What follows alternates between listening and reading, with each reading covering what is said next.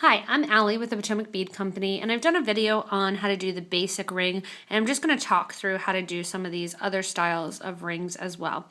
Once you learn how to do the basic ring, which is a ring that has two bands along the back and then some beads at the top, you can actually get into some more advanced rings and different techniques.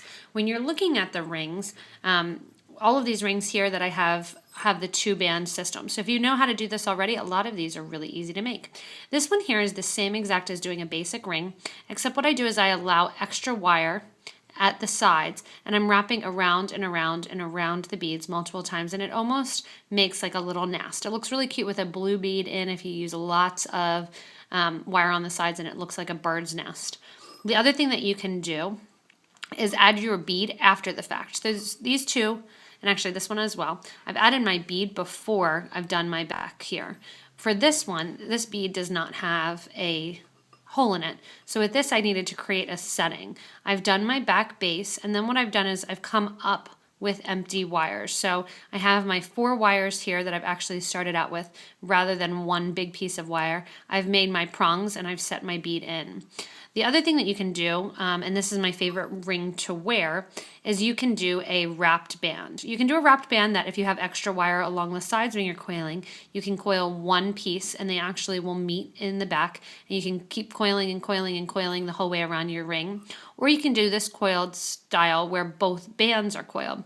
I'm making it the same technique here where I put on my bead first, and then what I did on the sides of my bead is I coiled all of the wire that was on the sides of the bead. So I started out with my long 10-inch piece of wire, put my bead on, and took 24 gauge wire and coiled the 24 gauge wire over and over and over again around that 20 gauge wire.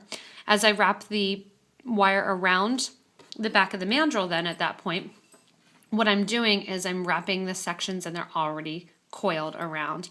Get to the front and then I just wrap to the front. You can also take your and you can, if you use sterling silver versus a silver plate, you can oxidize the rings. Whenever you use more coils and you have more design in it, it looks really nice oxidized because you can see the definition of that. So this ring here I have oxidized so that way I see the different techniques that I was using in order to make it.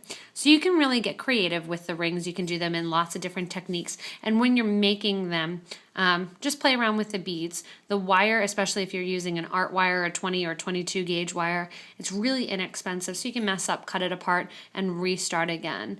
You can look for some other tutorials too online, how to do some seed bead rings, as well as some other ring techniques. So hopefully this gives you some ideas and you get creative.